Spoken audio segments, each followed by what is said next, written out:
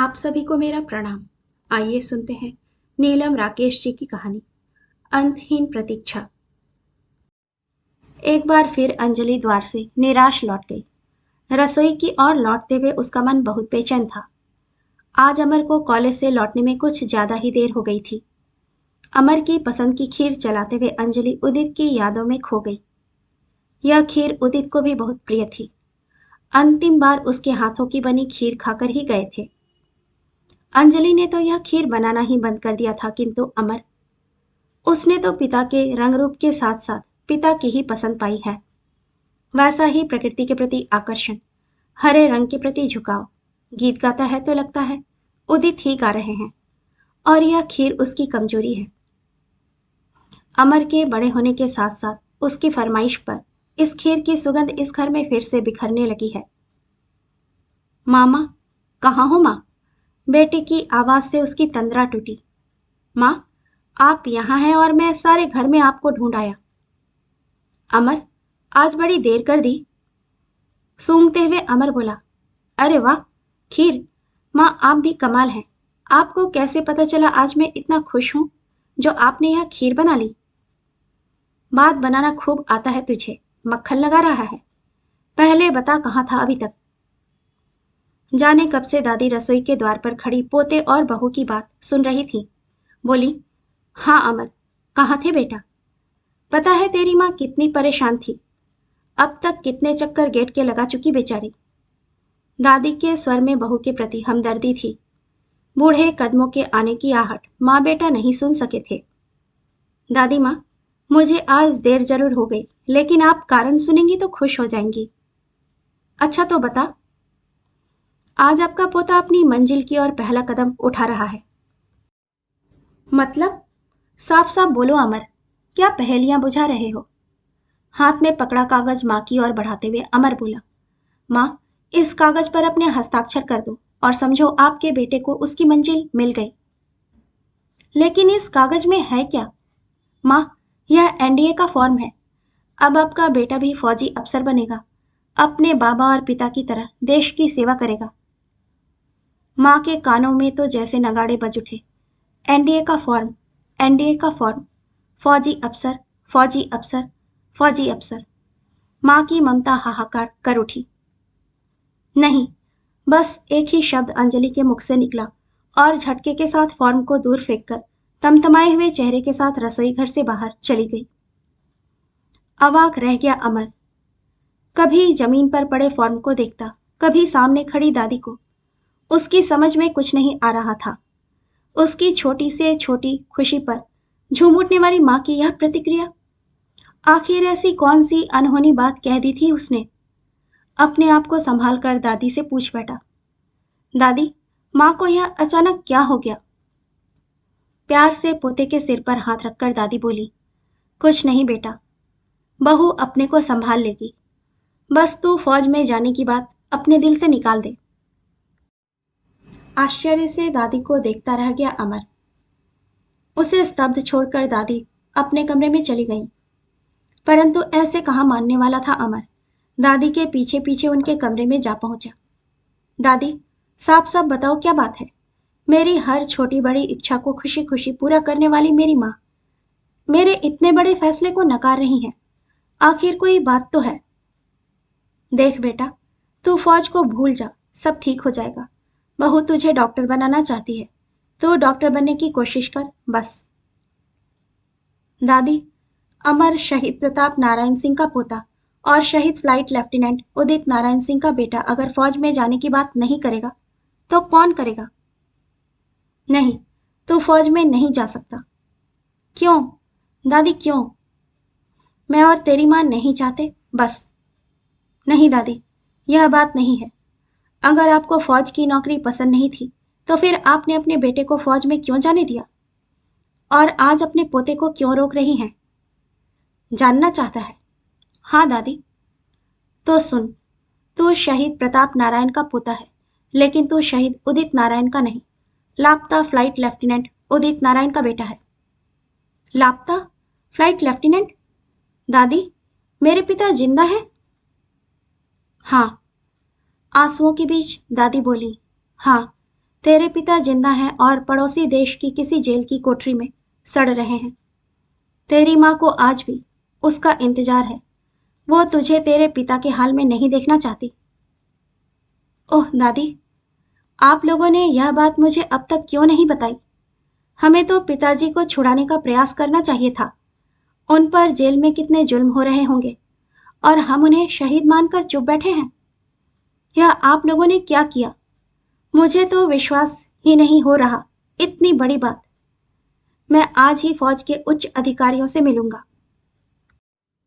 कोई लाभ नहीं होगा बेटा, कोई लाभ नहीं होगा।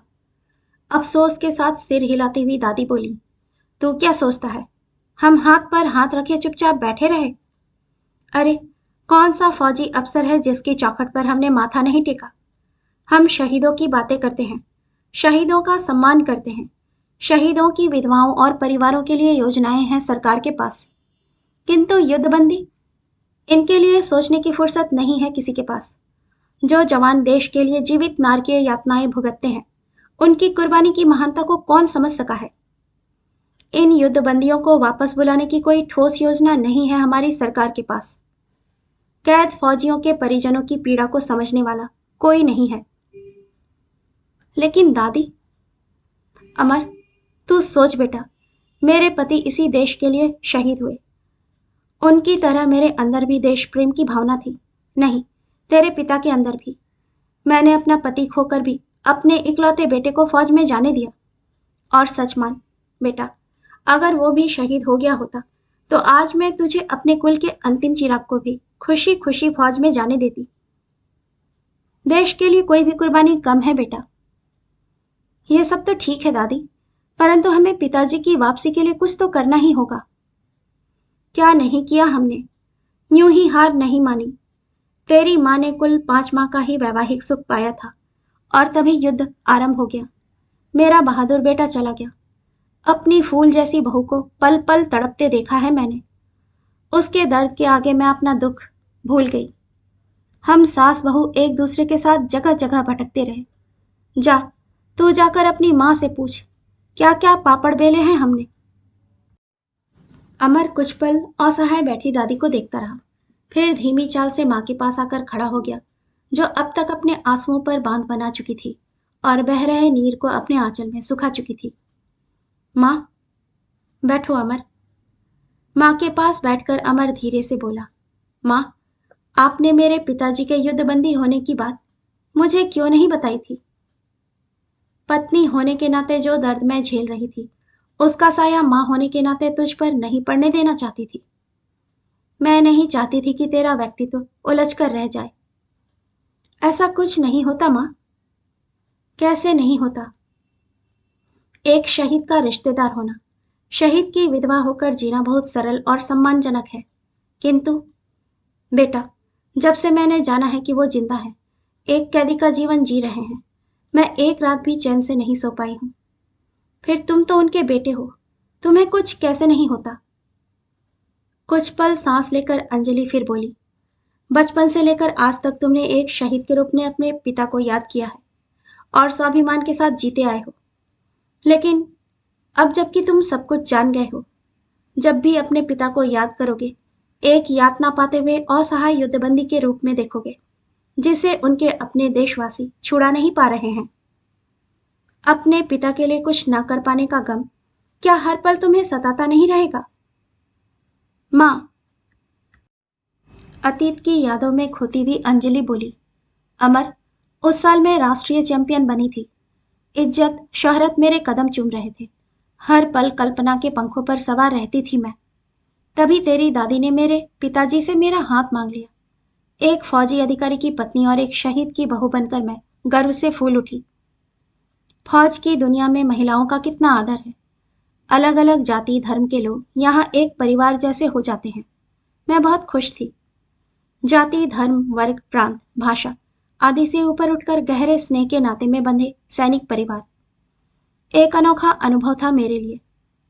उदित अपनी ट्रेनिंग के अनुभव बताते, हम हंसते हंसते दोहरे हो जाते। रात को 3 बजे उनकी शिव परेड होती थी। ट्रेनिंग में इतना दौड़ाए जाते थे कि जब खाने बैठते तो खाते ही जाते थे।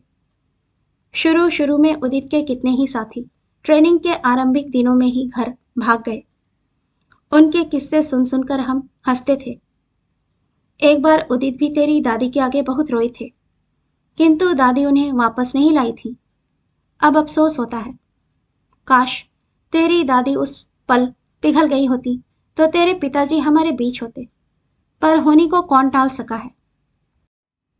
शून्य में देखती हुई अंजलि बोली। लड़ाई छिड़ गई और उदित कर्तव्यनिष्ठ सैनिक की भांति रणभूमि को कूच कर गए। कहकर गए थे जल्दी आएंगे, किंतु तब मैं नहीं जानती थी कि मेरी प्रतीक्षा अंतहीन होगी। उनके जाने के 5वें दिन ही हमें तार द्वारा सूचित किया गया कि उदित यौद्धिक संक्रिया में शहीद हो गए। मेरा मन इसे मानने को तैयार नहीं था, किंतु हमने उनका अंतिम संस्कार कर दिया था। नियति का लिखा मानकर हम उदित के प्रतिरूप यानी तेरे आने की प्रतीक्षा करने लगे, परंतु तेरे आने में तब 7 माह शेष थे। माँ, मैं आपको बीच में रोकना नहीं चाहता, परंतु माँ, मुझे समझ में नहीं आ रहा है ये अंतिम संस्कार, फिर ये शहीद, युद्धबंदी, ये सब क्या है? बेटा, एक दिन अचानक ढाका से प्रकाशित होने वाले संडे पाकिस्तान ऑब्जर्वर में वहां कैद भारतीय युद्धबंदियों की सूची प्रकाशित हुई, जिसमें तेरे पिताजी का नाम था। उसे लेकर मैंने सेना मुख्यालय के कई चक्कर लगाए, किंतु परिणाम वही ढाक के 3 पात। माँ, उस प्रकाशित सूची की सत्यता की जांच की जानी चाहिए थी। उदित के जीवित होने में कोई संदेह नहीं। प्रसिद्ध जासूस श्री मोहनलाल भास्कर उनके जीवित होने के ठोस प्रमाण हैं। श्री भास्कर ने जासूसी के जुर्म में एक लंबी अवधि पाकिस्तान की जेलों में बिताई है। उन्होंने अपनी आंखों से तेरे पिता को जेल की दीवारों पर अपना नाम लिखते देखा है। फिर माँ, फिर क्यों कुछ नहीं हुआ? इतने प्रमाण तो पर्याप्त हैं। तुम सबूतों की बात कर रहे हो बेटा। तुम्हारे पिता के एक करीबी मित्र थे मनोज सूरी, तेरे पिता के साथ ही युद्ध पर गए थे। उनके परिवार को भी उनकी मृत्यु की सूचना मिली। पिता तो बेटे की मृत्यु का सदमा सह नहीं सके और स्वर्ग सिधार गए। सूरी का विवाह नहीं हुआ था। उनकी बूढ़ी माँ को बेटे के हाथ के लिखे 2 पत्र मिले, जिसे लेकर वे मुख्यालय के चक्कर लगाती रहीं। हस्तलिपि की जांच द्वारा यह प्रमाणित भी हो गया कि लिखावट श्री सूरी की ही है, परंतु आश्वासनों के अतिरिक्त कुछ हाथ नहीं आया। बूढ़ी माँ रो रोकर अपनी आंखें गंवा चुकी हैं। अब तुम ही बताओ बेटा, यदि युद्धबंदी दूसरे देशों की जेलों में रो रो कर मरते रहे और उनके परिजन अपने देश की सरकार और सैन्य कार्यालयों की दौड़ लगा लगा कर निढाल होते रहे, तो कैसे माँ बाप अपने बेटे को सेना में भेजने की बात सोच पाएंगे?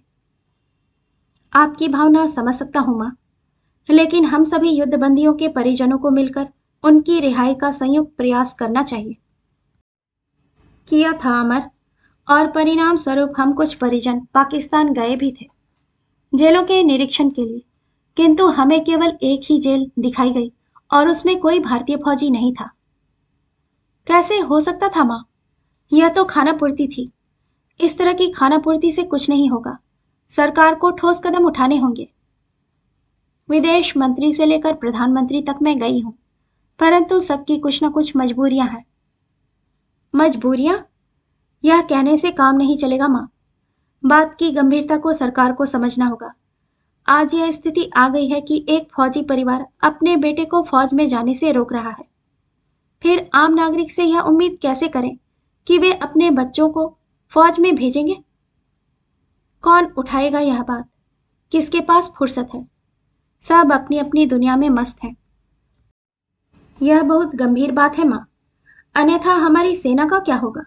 सेना का मनोबल बनाए रखने के लिए यह जरूरी है। माँ, जब फौजियों के परिजनों की उचित देखभाल और उनकी भावनाओं की कद्र होगी, युद्ध के बाद युद्धबंदियों की रिहाई सरकार की सर्वोच्च प्राथमिकता होगी, तभी तो हमारे फौजी उच्च से उच्चतम कुर्बानी के लिए तैयार रहेंगे। बात तो तुम्हारी सही है बेटा, परंतु यह सब होगा कैसे? माँ, आज से मेरे जीवन का लक्ष्य यही होगा। हमारे परिवार ने अपने देश के लिए कुर्बानियां दी हैं। माँ, अब अपने देश की फौज के लिए कुछ करने की आपके बेटे की बारी है। अपने देश की फौज को दुनिया की श्रेष्ठ फौज बनाए रखने के लिए फौजियों की भावना, उनकी जरूरत और उनकी परेशानियों को सरकार और देशवासियों तक पहुंचाकर मैं उसका कोई हल निकालने का प्रयास करूंगा और इन युद्धबंदियों की रिहाई के लिए कुछ न कुछ करना होगा। माँ, आशीर्वाद दीजिए कि इस राह पर कितनी ही कठिनाइयां आए, चाहे शहादत भी देनी पड़े तो आपका बेटा पीछे ना हटे। अपने हाथ बढ़ाकर अंजलि ने बेटे को अपने आगोश में ले लिया। नम हो आए नयन बेटे को आशीर्वाद दे रहे थे, या शायद एक अंतहीन प्रतीक्षा के अंत की आशा फिर सिर उठाने लगी थी। कहानी सुनने के लिए आपका धन्यवाद। श्रोतागण, आपसे विनम्र अनुरोध है कि कृपया कहानी पसंद आए तो इसे लाइक और सब्सक्राइब जरूर कीजिएगा। धन्यवाद।